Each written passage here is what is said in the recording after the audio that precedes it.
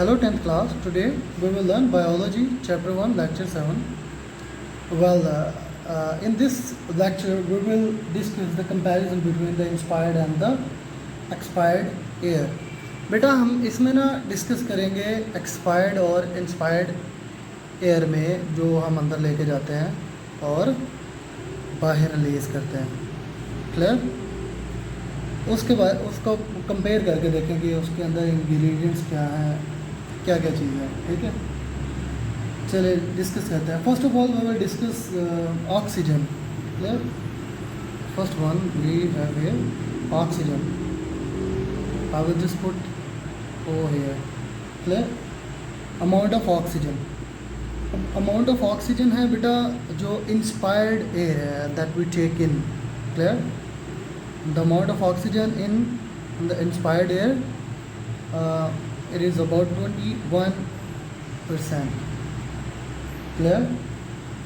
In expired air, when we expire or when we release off, it is about 16%. Clear? हम जब Excel करते हैं या expire करते हैं, हवा बाहर निकालते हैं, तो उसके अंदर भी ऑक्सीजन की मिकदार होती है. कितनी होती है? 16% along with carbon dioxide. Clear बेटा? चले बेटा आगे बात करते हैं. आगे हमारे पास कार्बन डाइऑक्साइड की जो मिकदार है इसके अंदर वो कितनी है? Amount of carbon dioxide. इसकी बात कर रहे हैं, अमाउंट ऑफ कार्बन डाइऑक्साइड. अब कार्बन डाइऑक्साइड जो हम इंस्पायर्ड करते हैं, जो हम अंदर लेके जाते हैं हवा, उसके अंदर कितनी होती है कार्बन डाइऑक्साइड की मिकदार बेटा? 0.04%. क्लियर? लेकिन जो एक्सपायर्ड करते हैं ना, जो बाहर निकालते हैं, उसमें जो कार्बन डाइऑक्साइड की मिकदार होती है वो होती है बेटा 4%. आप देख सकते हैं कि जब आप हवा बाहर निकालते हैं तो उसके अंदर ऑक्सीजन की मिकदार ज़्यादा होती है as compare to carbon dioxide. चलो बेटा आगे ज़रा देखें. फिर है जो हमारे पास जो थर्ड वन है वो क्या है? Third one we have here amount of nitrogen. Amount of nitrogen gas. When we inspired air और when we take in air, the amount of nitrogen in inspired air is 79%. Wow.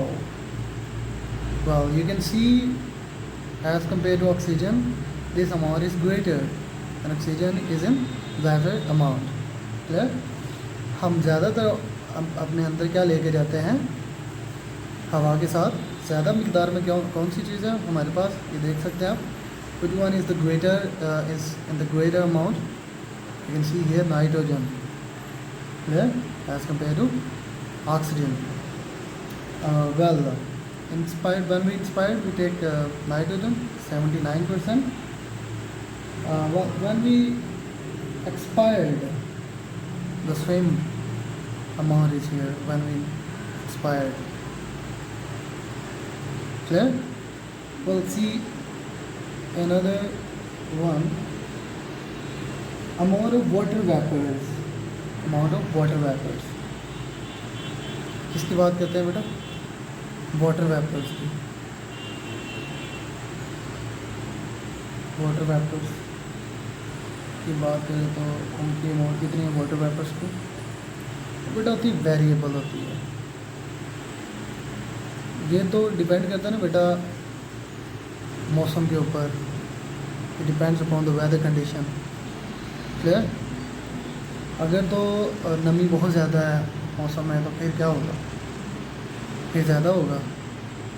Water vapours की मिकदार जो होगी inspired air में क्या होगी? ज़्यादा होगी.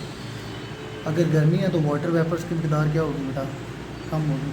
That means you can say the water vapours in inspired air is variable. Clear? Well, और जो हमारे पास बेटा एक्सपायर्ड एयर है उसमें क्या है? सैचुरेटेड है. क्या चीज़ है? सैचुरेटेड यानी काफ़ी मिकदार में. ठीक है? जब आप बाहर निकालते हैं, हवा बाहर निकालते हैं, सांस लेते हैं बाहर की तरफ, तो उसके अंदर जो मकदार है बेटा वो क्या है, सैचुरेटेड है। यानी जो हवा बाहर निकलती है उसके अंदर वाटर वेपर्स की मकदार काफ़ी ज़्यादा होती है। ठीक है, सैचुरेटेड का वैसे मतलब होता है सहशुदा। क्या मतलब होता है इसका? सहशुदा यानी काफ़ी ज़्यादा मकदार में होती है इसके अंदर। फिर बात करते हैं बेटा और भी चीज़ें होती हैं, वो क्या है, along with oxygen, nitrogen, carbon dioxide, water vapours, we have one other thing that is dust particles. Dust particles, clear बेटा? Dust particles. अब डस्ट पार्टिकल्स क्या होता है, ये भी वेरिएबल है, not a fixed figure, is variable.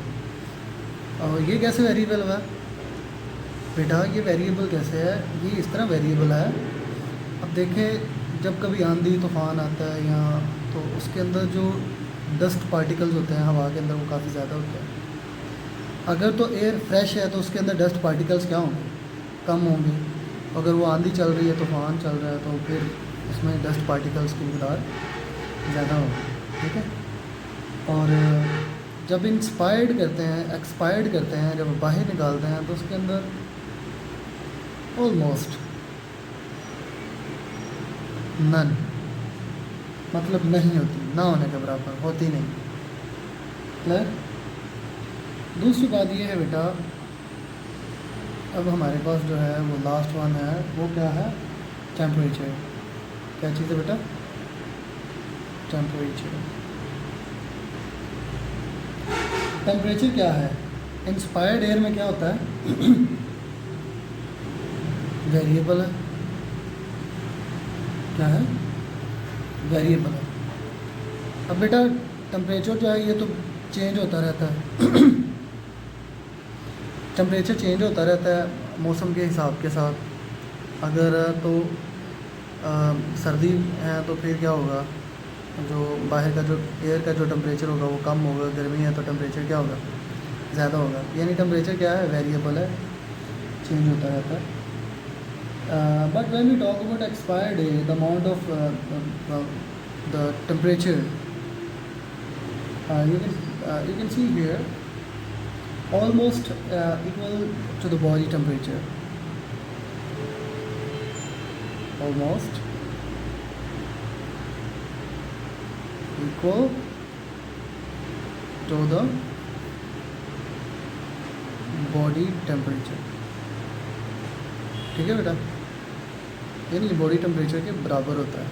ठीक है, अब वेरिएबल है इंस्पायर्ड एयर में, और एक्सपायर्ड एयर में क्या है, जितना बॉडी का टेम्परेचर होता है उसी हिसाब से एक्सपायर्ड एयर का टेम्परेचर भी होता है। Clear students?